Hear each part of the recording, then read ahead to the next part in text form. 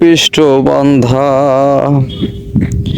আসমানে যাইও না রে বন্ধু, ধরতে পারবো না। তুমি পাতালে যাইও না রে বন্ধু, সইতে পারবো না। এই কথা কিন্তু আমার না, এই রিলিক্সটা হচ্ছে পাগল হাসান ভাইয়ের রিলিক্স, আর এবং সুর এবং গান। এখন আমার কথা হচ্ছে যে এই মহাসড়কে দুর্ঘটনায় ভাই প্রাণটা হারালো। তার তার আসলে RTVতে তার একটা উপস্থাপনা দেখেছি, তার একটা ইন্টারভিউ দেখেছি। সে আসলে গানগুলো লিখে এবং গানগুলা মানে বিভিন্ন শিল্পীরা নিয়ে যায়, গানগুলো গায়।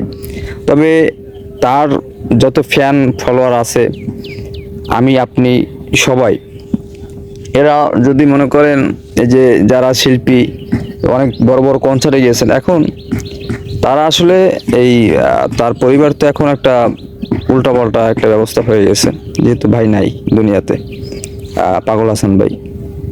তো ওনাকে মানে ওনার উপাধি পাগল দেওয়া হয়েছে কেন? পাগলামতালি গান যত, মানে পাগলামতালি গান হচ্ছে মানুষের বাস্তবতা ধরলে সে তাকে পাগল বলা হয়, এর জন্য তাকে পাগল উপাধি দেওয়া হয়েছে। যাই হোক, তবে তার পরিবারের সাহায্য আমরা মানে আপনারা সাহায্য করেন তার পরিবারকে। তার পরিবারটা ভেঙে গেছে, মানে ভাঙা একটা অবস্থা, কি বলে একটা মন খোলা খোলা অবস্থা। আমি অবশ্য গেছিলাম ওখানে। তো তার একটা টিন সেটের একটা ঘর আছে, এমনি কিছুই নাই, শুধু একটা টিন সেটের ঘর আছে, বাদ বাকি কিছু নাই।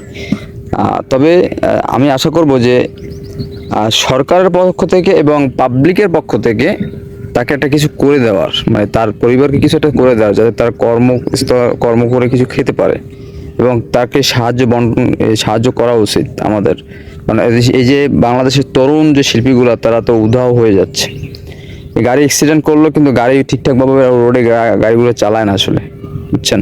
এরকম, এর জন্যই এই অ্যাক্সিডেন্টগুলো হয়। ধন্যবাদ সবাইকে ভিডিওটি দেখার জন্য, আর এবং সাবস্ক্রাইব করে পাশে থাকবেন।